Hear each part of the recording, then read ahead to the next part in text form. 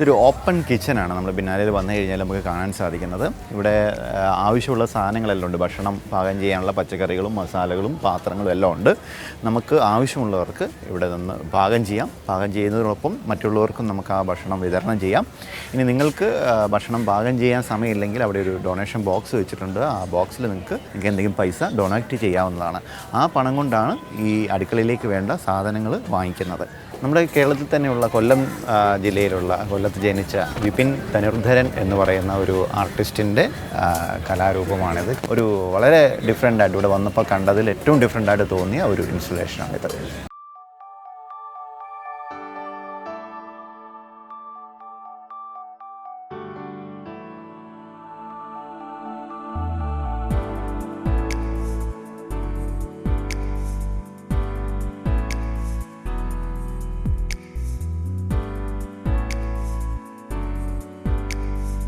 This is an installation by an artist from South Africa called Sue Williamson, and it deals with the history of slavery. Right?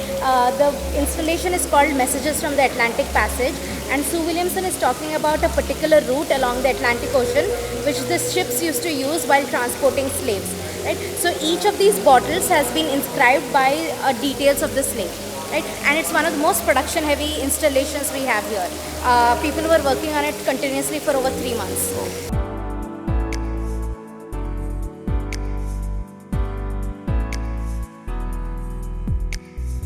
ഇവിടെ നമുക്ക് കാണാൻ സാധിക്കുന്നത് അടിമകളായിട്ട് കൊണ്ടുപോയ ആളുകളെ, പല സ്ഥലങ്ങളിലേക്ക് കൊണ്ടുപോയ ആളുകളെ അനുസ്മരിക്കുന്ന രീതിയിലാണ് ഇവിടെ ഈ ഇൻസ്റ്റലേഷൻ രൂപകൽപ്പന ചെയ്തിരിക്കുന്നത്. അവരെ കൊണ്ടുപോയ ഷിപ്പിൻ്റെ പേര് ഇവിടെ എഴുതി വെച്ചിരിക്കുന്നത് കാണാം. നമുക്ക് വർഷം എഴുതി വെച്ചിരിക്കുന്നത് കാണാം. എത്ര പേരെ കൊണ്ടുപോയി, അതിൽ കുറേ പേര് മരണപ്പെട്ടു പോയി, അതിൽ എത്ര പേര് അവിടെ എത്തി എന്നുള്ള കാര്യങ്ങളൊക്കെ ഇവിടെ ഡീറ്റെയിൽ ആയിട്ട് എഴുതി വെച്ചിട്ടുണ്ട്. അതുമാത്രമല്ല, ഇവിടെ ഈ കാണുന്ന തൂക്കിയിട്ടിരിക്കുന്ന ബോട്ടിലുകളിലും ഈ കൊണ്ടുപോയ അടിമകളുടെ, തടവുകാരുടെ ഡീറ്റെയിൽസ്, വയസ്സും പേരും ഒക്കെ എഴുതി വെച്ചിട്ടുണ്ട്.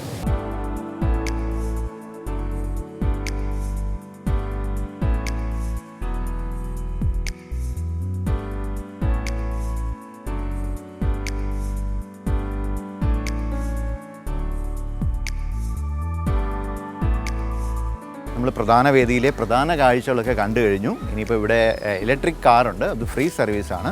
നമ്മൾ ഈ ഇലക്ട്രിക് കാറിൽ ഇനി പെപ്പർ ഹൗസിലേക്കാണ് പോകുന്നത്.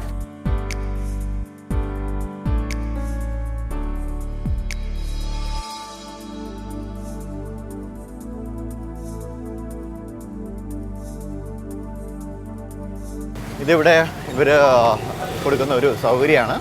നമുക്കൊരു സ്ഥലത്തുനിന്ന് മറ്റൊരു വേദിയിലേക്ക് പോകണമെങ്കിൽ ഫ്രീ ബഗ്ഗി റൈഡ് എന്നാണ് ഈ വണ്ടിക്ക് പേരിട്ടിരിക്കുന്നത്. അപ്പോൾ ഈ ഫ്രീ ബഗ്ഗി റൈഡ് നമുക്ക് യൂസ് ചെയ്യാം. അവർ നമ്മൾ അടുത്ത സ്പോട്ടിൽ കൊണ്ടുവിടും.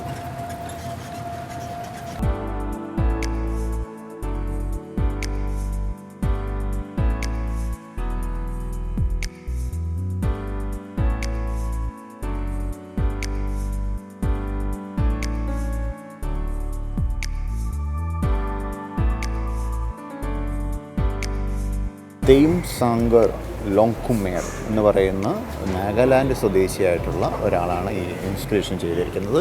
ക്യാച്ച് റെയിൻബോ എന്നാണ് ഇൻസ്റ്റലേഷൻ്റെ പേര്.